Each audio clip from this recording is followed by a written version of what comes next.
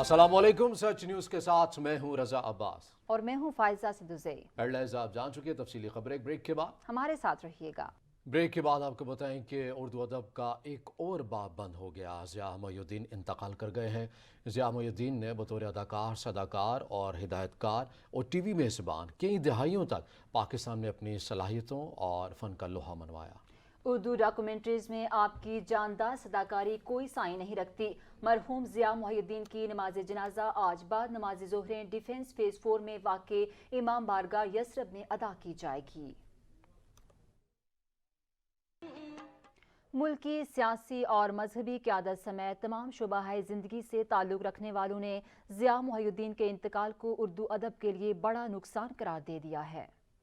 वज़ीर-ए-आज़म शहबाज शरीफ ने ज़िया मोइनुद्दीन के इंतकाल पर इजहार ताज़ियत करते हुए उन्हें अपनी ज़ात में एक फ़न पारा करार दे दिया और कहा कि उनकी आवाज़ हमारे जहन में गूंजती रहेगी। वज़ीर इत्तलात मरीम औरंगज़ेब ने कहा है कि ज़िया मोइनुद्दीन के पढ़ने और बोलने के ढंग को आलमी शोहरत नसीब हुई। मरहूम की खिदमात को हमेशा याद रखा जाएगा। सदर ममलिकत डॉक्टर आरिफ अलवी ने भी ज़िया मोइनुद्दीन को ज़बरदस्त अल्फाज में खराज तहसीन पेश किया और मरहूम की इल्मी और अदबी खिदमात को उर्दू के लिए बेशबहा खजाना करार दे दिया। वज़ीर खारजा बिलावल भुट्टो जरदारी और साबिक सदर आसिफ अली जरदारी ने ज़िया मोइनुद्दीन के इंतकाल पर इजहार अफसोस करते हुए कहा है कि मरहूम बेहतरीन अदाकार और सदाकार थे। खिदमात तादेर याद रखी जाएंगी। कायद मिल्लत जाफिया पाकिस्तान अल्लामा सैयद साजिद अली नकवी ने कहा है कि ज़िया मोइनुद्दीन ने न सिर्फ मुल्क में बल्कि आलमी सतह पर पाकिस्तान का नाम रोशन किया। स्पीकर और डेप्यूटी स्पीकर कौमी असम्बली ने भी ज़िया मोइनुद्दीन मरहूम की अदब और फन के शोबा में गिरा कदर खिदमात को खिराज तहसीन पेश किया और कहा कि ज़िया मोइनुद्दीन के इंतकाल से अदब और फन की दुनिया का एक और दरख्शा बाब बंद हो गया। अदब और फन के शोबों में ज़िया मोइनुद्दीन की खिदमात को तादेर याद रखा जाएगा। अटॉर्नी जनरल ने सोशल मीडिया पर चीफ जस्टिस से मंसूब रिमार्क्स को गलत करार दे दिया। अटॉर्नी जनरल ने चीफ जस्टिस के रिमार्क्स से मुतालिक वजाहत जारी कर दी। अटॉर्नी जनरल ऑफ पाकिस्तान ने वफाकी वज़ीर कानून आज़म नज़ीर तारड़ को खत लिखा है जिसमें कहा गया है कि नैब तरमीमी केस के दौरान चीफ जस्टिस ने यूनिवर्सिटी के हवाले से कोई रिमार्क्स नहीं दिए। बाज़ अरकान पार्लियामेंट ने चीफ जस्टिस के रिमार्क्स पर तबसरे किए। चीफ जस्टिस के रिमार्क्स को सोशल मीडिया पर हक़ाइक़ से हटकर रिपोर्ट किया गया। ज़ाती तौर पर अदालत में मौजूद था। चीफ जस्टिस ने कहा था एक ईमानदार वज़ीर आज़म को हटाया गया था। चीफ जस्टिस ने यह नहीं कहा था कि मुल्क में एक ही ईमानदार वज़ीर आज़म था। बतौर वज़ीर कानून अरकान पार्लियामेंट को असल हक़ाइक़ से आगाह करें। लाहौर हाईकोर्ट में अदालती अहकामात के बावजूद पंजाब में इंतखाबात की तारीख का ऐलान न करने पर तौहीन अदालत की दरख्वास्त दायर कर दी गई है। अदालत आलिया में शहरी की तरफ से वकील अजहर सदीक ने दरख्वास्त दायर की है। लाहौर हाईकोर्ट में दायर दरख्वास्त में governor Punjab, election commissioner, election commission के 4 अरकान और सेक्रेटरी को भी फरीक बनाया गया है। दायर की गई दरख्वास्त में मौक़िफ़ इख्तियार किया गया है कि अदालत आलिया ने पंजाब में इलेक्शन की फौरी तारीख के ऐलान का हुक्म दिया लेकिन इस पर अमल नहीं किया गया।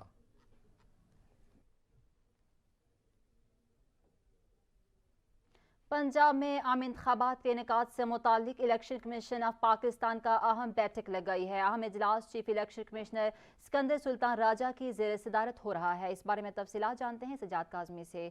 सजाद बताइएगा।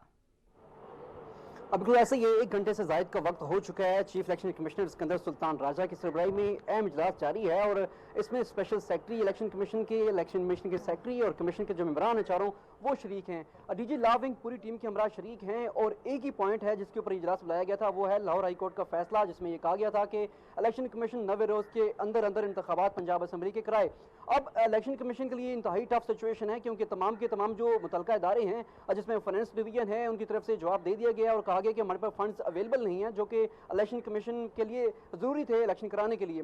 साथ साथ जो वजारत दाखिला उसकी तरफ से भी हाथ खड़े कर दिए गए हैं कि हमारे पास नफरी नहीं, स्टैटिक फोर्स मौजूद नहीं कि हम आपको सिक्योरिटी प्रोवाइड कर सकें। इस तरह जो दीगर इदारे हैं जिसमें लाहौर हाई कोर्ट है उसके जजेस ने भी मदद कर ली है कि हम जो है मुख्तलिफ जो खदमात होती हैं इलेक्शन के दौरान वो नहीं दे सकते।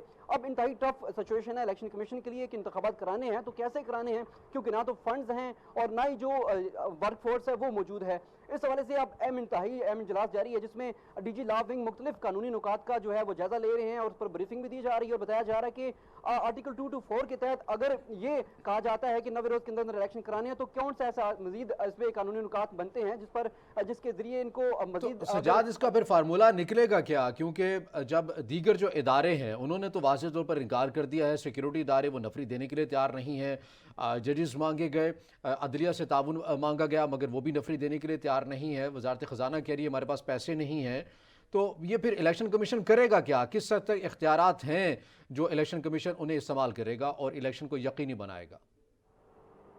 इलेक्शन कमीशन के पास ना डेट देने का इख्तियार है और ताम तजवीज़ देने का इख्तियार है, जिसकी वजह से उन्होंने गवर्नर पंजाब को खत लिखा है और उस खत का जो जवाब दिया गया उसमें यह कहा गया कि मौजूदा सिचुएशन में, माशी सूरत हाल में और सिचुएशन जो ग्राउंड पे है सिक्योरिटी के वाले से उस मुताबिक इलेक्शन नहीं हो सकते।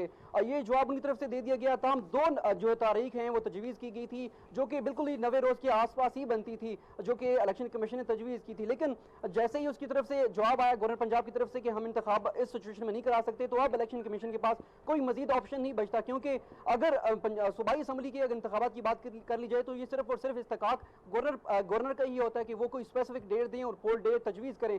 तमाम जो 2-3 सिफारिशात होती हैं वो इलेक्शन कमीशन कर सकता है, जिसकी वजह से उन्होंने पहले कर रखी हैं। अब इलेक्शन कमीशन के पास सिर्फ और सिर्फ यही ऑप्शन बचता है कि दोबारा से वो रजू करें, चीफ सेक्रेटरी से कॉन्टैक्ट करें जो पंजाब के हैं और उनको ये कहा जाए कि हमें कोई डेट दी जाए, या उस साथ साथ ये दोबारा हो सकता है कि दोबारा खत लिखा जाए फाइनेंस डिवीजन को और उनको ये कहा जाए कि किसी हद तक फंड जो है वो रिलीज किए जाए ताकि हमें जो है इलेक्शन कराने में किसी हद तक मामनत हासिल हो सके। और सेक्रेटरी जो साथ साथ हैं जो सेक्रेटरी इलेक्शन कमीशन के, वो हो सकता है कि इस हवाले से बाद में ये भी खत लिखें वज़ारत दाखिला को कि हमें कुछ फोर्स दे दी जाए ताकि हम मरलावार तरीके से जो इंतखाबात उनका इनेकाद जो है उसको यकीनी बना सकें। जी सजाद काज़मी हमारे साथ बराह रास्त मौजूद थे, आपका बहुत शुक्रिया।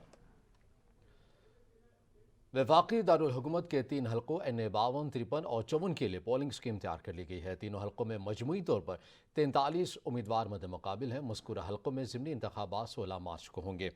डिस्ट्रिक्ट रिटर्निंग ऑफिसर ऑफिस के मुताबिक इस्लामाबाद में वोटर्स की तादाद तकरीबन 10.5 लाख है। NA 52 से 13 जबकि NA 53 से 15 उम्मीदवारों ने कागजात जमा करवाए हैं। इलावा कौमी असम्बली हल्का 54 के ज़िमनी इंतखाब के लिए 15 उम्मीदवारों ने कागजात नामजदगी जमा करवाए हैं।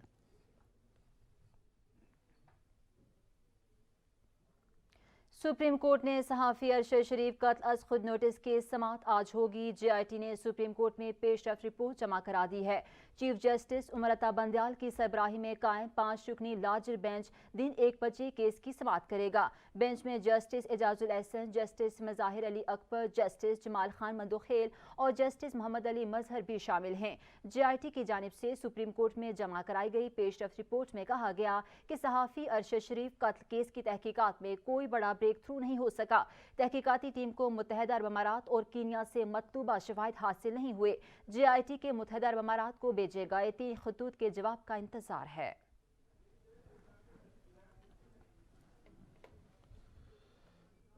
सब गद्दार हैं तो फिर रियासत के साथ कौन है? तहरीक इंसाफ के रहनुमा फवाद चौधरी ने सवाल उठा दिया। बोले, हुकूमत ने ग्रीन पासपोर्ट की इज्जत ख़त्म कर दी है, हमारे सीफे जल कबूल किए, इलेक्शन कराने को भी तैयार नहीं। कोई इज्जत ही नहीं छोड़ रही है लोग। इस वक्त पाकिस्तान का जो बहरान है, एक तरफ तो वो मुआशी बहरान है और दूसरी तरफ हमारा एक इस वक्त मार्केटिंग का बहरान है। इलेक्शन कमीशन ऑफ पाकिस्तान जिसके ऊपर हम अरबों रुपए खर्च करते हैं सिर्फ एक काम के लिए कि वो इलेक्शन कराएगा, वो कह रहे जी हम इलेक्शन नहीं करा सकते क्योंकि PDM जो है वो इलेक्शन कराने को तैयार नहीं। इतनी एम्बैरसमेंट पाकिस्तान को शहबाज शरीफ और बिलावल भुट्टो की वजह से हो रही है दुनिया में। PTI रहनुमा फवाद चौधरी के खिलाफ इलेक्शन कमीशन के खिलाफ नफरत फैलाने के केस में चालान पेश न हो सका। अदालत ने समाअत 18 मार्च तक मुलतवी करते हुए तफ्तीशी अफसर को आइंदा समाअत से कबल चालान जमा कराने की हिदायत कर दी है। तहरीक इंसाफ के रहनुमा फवाद चौधरी के खिलाफ इलेक्शन कमीशन से मुतल्लिक नफरत फैलाने के केस की समाअत मजिस्ट्रेट वकास अहमद राजा ने की। फवाद चौधरी अपने वकील अली बुखारी और फैसल चौधरी के हमरा अदालत में पेश हुए। फवाद चौधरी ने अदालत में जज से कहा कि हाजिर है जनाब। अदालत ने वकला से सवाल किया कि मुकदमे का चालान जमा हुआ। वकील ने जवाब दिया कि तफ्तीशी ऑफिसर की जानिब से अभी तक मुकदमे का चालान जमा नहीं करवाया जा सका। जज ने इस्तफसार किया कि तफ्तीशी ऑफिसर को बुला लेते हैं, 14 रोज बाद भी चालान जमा क्यों नहीं हुआ। वकील अली बुखारी ने इस्तदा की कि हमें 3 मार्च के बाद की तारीख दे दें ताकि इस्तिस्ना की दरख्वास्त दायर न करनी पड़े। जज ने जवाब दिया कि तफ्तीशी ऑफिसर से मालूम कर लेते हैं, फिर तारीख देंगे। फवाद चौधरी चाहें तो चले जाएं, अगली तारीख तफ्तीशी ऑफिसर के पेश होने पर देंगे। इस्लामाबाद हाई कोर्ट ने शेख रशीद की दरख्वास्त जमानत पर मुद्दी मुकदमा और पुलिस को नोटिस जारी करते हुए 16 अप्रैल तक जवाब तलब कर लिया है। इस्लामाबाद हाई कोर्ट में आसिफ अली जरदारी पर इल्ज़ाम के केस में शेख रशीद की दरख्वास्त जमानत पर समाअत हुई। जस्टिस मोहसिन अख्तर कियानी ने दरख्वास्त पर समाअत की। अदालत ने शेख रशीद की दरख्वास्त जमानत, मुद्दी मुकदमा और पुलिस को नोटिस जारी कर दिया। अदालत ने फ़रीक़ैन से 16 अप्रैल तक जवाब तलब कर लिया है। तहरीक इंसाफ के रहनुमा शहबाज गिल की ECL से नाम निकलवाने की दरख्वास्त समाअत के लिए मुकर्रर कर ली गई है। जमानत की मियाद खत्म होने पर PTI के रहनुमा शहबाज गिल लाहौर हाई कोर्ट में पेश हुए, जहां उनके वकील ने दरख्वास्त कल के लिए मुकर्रर करने की इस्तदा की। जस्टिस मुजम्मिल अख्तर शब्बीर ने इस्तदा मंजूर करते हुए दरख्वास्त कल समाअत के लिए मुकर्रर करने की हिदायत कर दी। दरी असना अदालत ने फाइल जस्टिस जवाद हसन के पास भिजवा दी। इस सिलसिले में अदालती नोट में लिखा गया है कि जस्टिस जवाद हसन के पास इसी नोयत की एक और दरख्वास्त भी ज़ेर समाअत है। जस्टिस मुजम्मिल अख्तर शब्बीर के रूबरू शहबाज गिल के वकील की जानिब से दरख्वास्त में मौक़िफ़ इख्तियार किया गया कि वफाकी हुकूमत ने सियासी बुनियादों पर नाम ECL में डाल रखा है। अदालत से इस्तदा है कि ECL से नाम निकालने का हुक्म दे। लाहौर हाई कोर्ट के जज ने बगावत का कानून कलअदम करार देने की दरख्वास्त पर समाअत से माज़रत कर ली है। मकामी वकील शाहिद राना की दरख्वास्त पर समाअत जस्टिस शुजात अली खान ने की है, जिसमें उन्होंने बगावत के कानून को कलअदम करार देने की दरख्वास्त पर समाअत से माज़रत करते हुए जस्टिस शाहिद करीम के पास दरख्वास्त लगाने की हिदायत कर दी है। जस्टिस शुजात अली खान ने अदालती नोट में कहा है कि इस तरह की दरख्वास्त पहले से जस्टिस शाहिद करीम सुन रहे, मुनासिब है इस दरख्वास्त पर भी वही समाअत करें।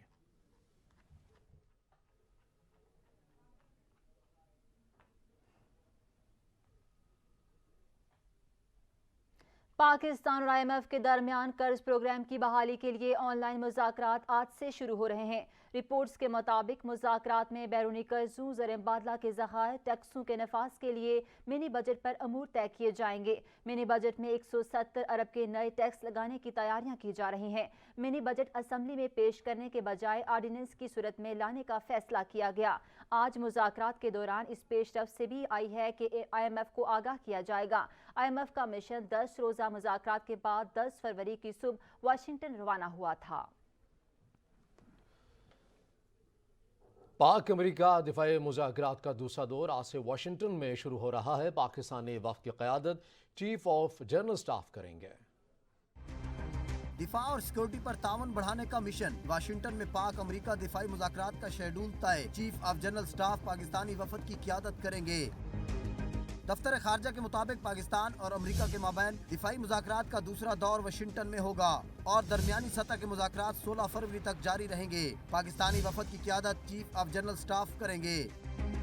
वज़ारत खारजा, जॉइंट स्टाफ हेडक्वार्टर्स के हुक्काम और तीनों मुसल्लह अफवाज हेडक्वार्टर्स के हुक्काम भी वफद का हिस्सा होंगे। तर्जमान दफ्तर खारजा ने बताया कि अमरीकी टीम की नुमाइंदगी अंडर सेक्रेटरी डिफेंस ऑफिस करेगा। मुज़ाकरात में दिफाई व सिक्योरिटी ताउन के अमूर पर बात होगी। पाक अमरीका दिफाई मुज़ाकरात का पहला दौर जनवरी 2021 में पाकिस्तान में हुआ था। यहाँ पर वक्त है ब्रेक का, हमारे साथ रहिएगा। Pakistan flour mills association Rawalpindi region ने मुतालबात की मंजूरी तक हड़ताल जारी रखने का ऐलान कर दिया। एसोसिएशन की जानिब से 5 नुकाती मुतालबात पेश किए गए हैं, जिसके तहत फ्लोर मिल्स की इंस्पेक्शन महकमाना SOPs के मुताबिक की जाएगी, जबकि सरकारी आटे की ट्रकिंग स्टेशन खत और दुकान पर फरोख्त की इजाज़त दी जाए। मुतालबा किया गया है कि पॉलिसी के मुताबिक गंदम की मसनूआत लोकल 25% और 75% तरसील के लिए परमिट जारी किए जाएं। इसके अलावा आटे को ज़रूरी अशिया की कैटेगरी से निकाला जाए और पंजाब भर से गंदम की नकलो हरकत पर कोई पाबंदी नहीं होनी चाहिए। फ्लोर मिल्स एसोसिएशन रावलपिंडी ने कल से मिल्स बंद करने का ऐलान कर दिया है। मिल मालिकान की हड़ताल के बायस आटे के बहरान का खदशा पैदा हो गया है। इस हवाले से मज़ीद तफसीलात से हमें आगाह करेंगे हमारे नुमाइंदे सुहेल राजा। सुहेल, आगाह कीजिएगा।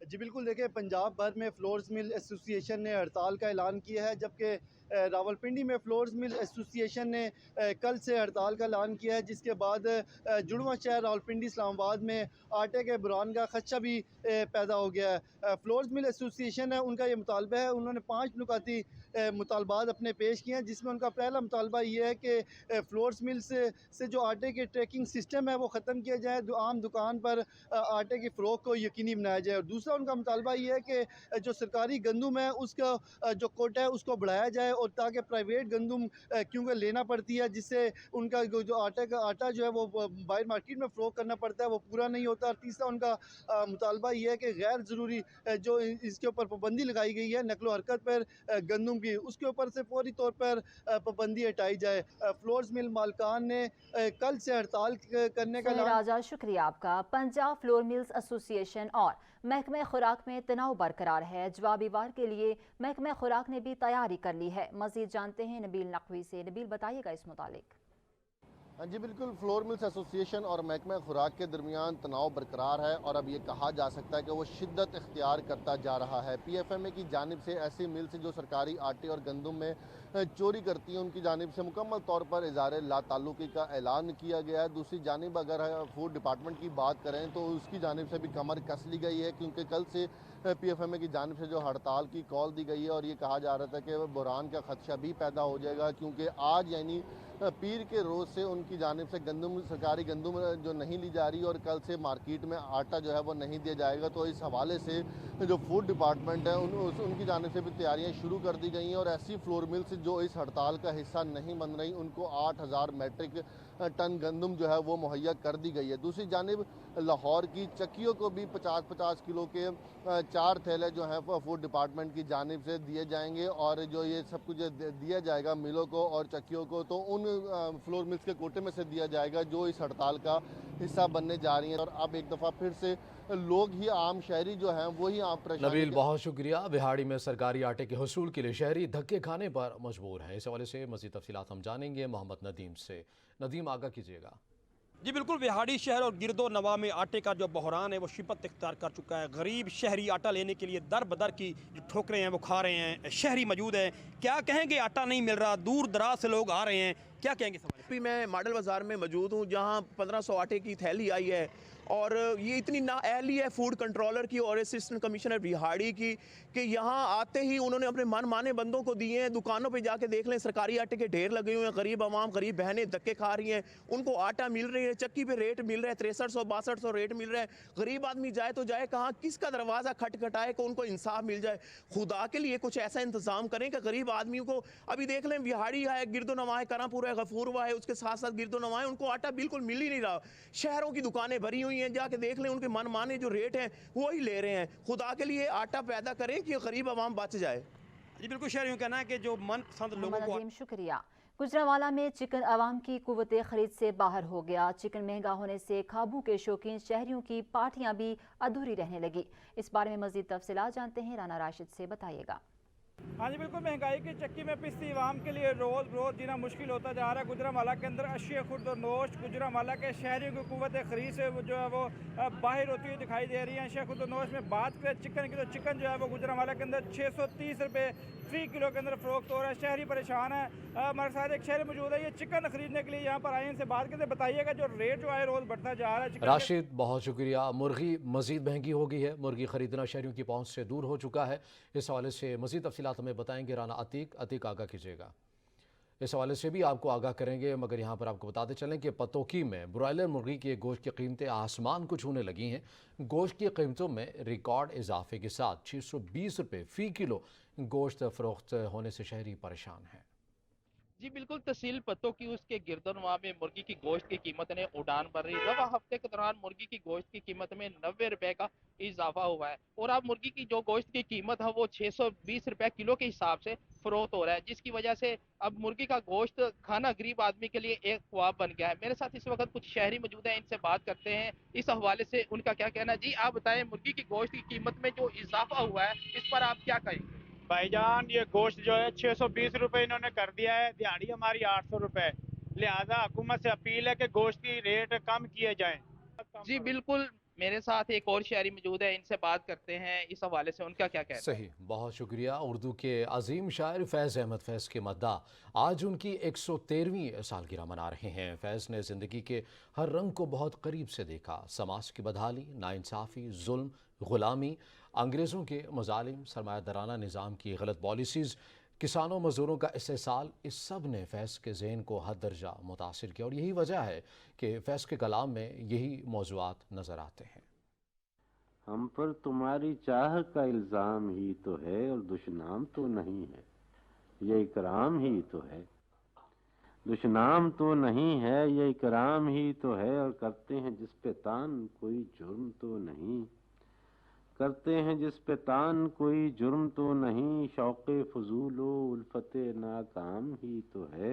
हम देखेंगे, लाजिम है कि हम भी देखेंगे, हम देखेंगे वो दिन के जिसका वादा है, हम रंजिश से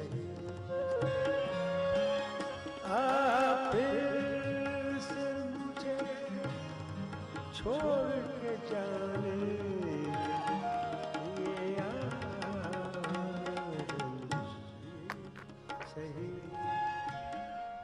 कुछ देर में हाजिर होंगे हेडलाइंस के साथ। देखते रहिए सच न्यूज़।